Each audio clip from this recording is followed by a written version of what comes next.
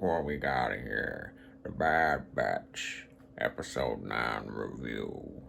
Hey, really bad Cad Bane impression, but this was the Cad Bane episode. Absolutely hyped for the Bad Batch Episode 9. Here is my reaction and my review. Like I said, Cad Bane appeared at the end of the last episode. Big surprise. Did not expect Cad Bane to be coming. Like, no promotion or nothing. Boom, Cad Bane. And then we go straight into another Cad Bane episode. Made it feel really like the Clone Wars seeing Cad Bane. And it was so cool to see him here. Unfortunately, whenever you get a Bounty Hunter episode, no matter how cool they are, whether it be Bosk, whether it be Cad Bane, whether it be IG-88, whoever it is, you know that at the end, it's never going to go their way. Even though you want these cool characters kind of to succeed. I mean, you don't want Cad Bane to hand in Omega, but you want to see some bad ass Cad Bane action because you love that character, but you know that it's always going to end in like them being defeated, you know. Same with like Maul and stuff. Such a cool character, but you always know that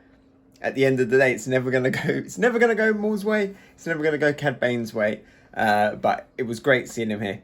He was kind of getting beaten up a little bit by Fennec Shan. Fennec Shan as well is back in this episode. She kind of gets a little bit of a win in this episode, but still also kind of fails at the same time. She gets the credits at the end of the day. Cad Bane walks away with nothing. Yeah, he was getting a little bit beaten up in this. I guess maybe, even though the Clone Wars had like just ended, you know, I guess it's like a slightly older Cad Bane, but it wasn't that long ago.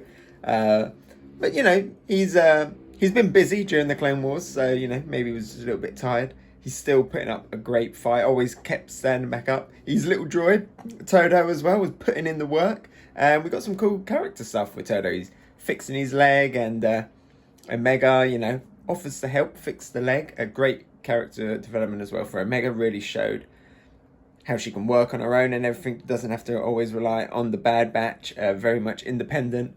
You know, this made her feel like very much like part of the squad. You know, no longer have to worry about her being like a liability. She can get out of tough situations. But yeah, also she helped Todo fix his leg in this episode, and she did it as a plan to get out, but she still stopped to help. She still fixed the leg before she then like disabled him, which I thought was a really nice character moment, and I thought it was going to lead to some like character development or plot development between Todo and Omega, because she kept being like, he doesn't treat you right, and he was like, yeah, but you know, he's still a good master sometimes. But it never actually paid off. Instead, he just kind of things kept going bad for Todo. He lost the money and everything. He didn't quite stop Omega getting off the planet. But I thought maybe there would be something at the end where he would let her go or something, but we didn't get that there. But maybe if Cad Bane keeps returning, we might actually see a little bit of Todo being like, hey, I'm not going to listen to you. You are a nasty man. You know, she fixed my leg and it feels great. I love how in Star Wars as well, it's like, I'm going to fix your droid. And by that, it means I'm just going to poke it with a stick and make some sparks. Like, how is that fix? It's not really fixing anything, is it? It's just poking the back, just like poke, poke, poke. There you go, it's done. I wish things in life in the real world were that easy. And my phone's broken. Poke, poke, poke. Done. It's fixed. But whatever, you know, you just imagine that they're actually doing something a little bit more complicated than what it actually looks like. It's always off screen. You never see them like taking off a panel and moving stuff around. You know, it's very rare that you see the circuitry.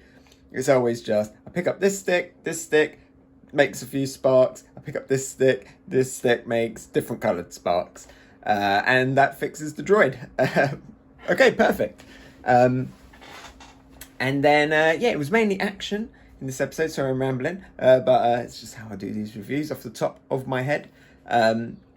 So yeah, good action. Good for Omega. She managed to get out of there, escape on her own.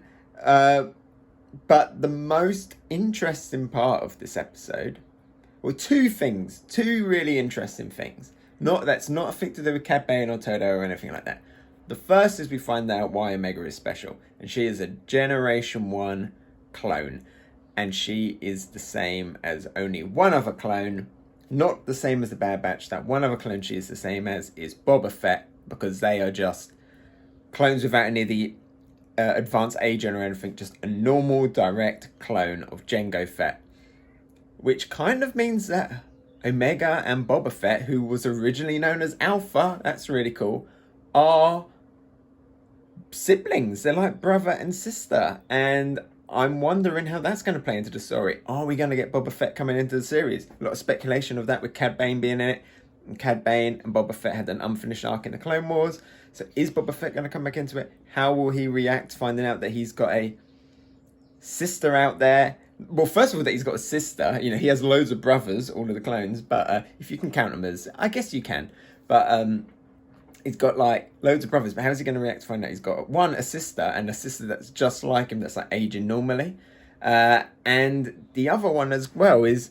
Did Cad Bane know that? Because Cad Bane has a lot of history with Boba Fett. So how's he going to react when he finds out that Omega is basically the same as Boba Fett? Another offspring of Jango Fett. That as well could be very interesting. So yeah, linking the Bad Batch a lot more into the Bounty Hunter world. And then... the other super interesting thing, the thing that I found the most interesting was that we're on an old Kaminoan facility and there's these tanks, and in these tanks are these weird grey aliens that, you know, that look like the greys from Earth mythology, and they're Kaminoans. I want to know more about what's going on with the tank Kaminoans. You know, what is going on with the ones from the tank? Because they look like Earth mythology aliens, and I know that's how the Kaminoans were designed and stuff. That's really cool. It's like what the Kaminoans used to look like before they like cloned themselves and everything. Yeah, let's get into the... I doubt we're ever going to go back, but let's get into the backstory of the Kaminoans. We hardly ever get into like the backstory and history of the aliens in Star Wars unless there's something super prominent, like the Yuuzhan Vong or the Sith, when the Sith were like aliens and stuff. But it's normally always like, let's go into the backstory of like the Mandalorians and stuff. But oh man, I want to find out about them. What's their history? Where'd they come from? Were they actually going around? Were they like the grey aliens from our like mythology, going around abducting people, doing experiments, you know,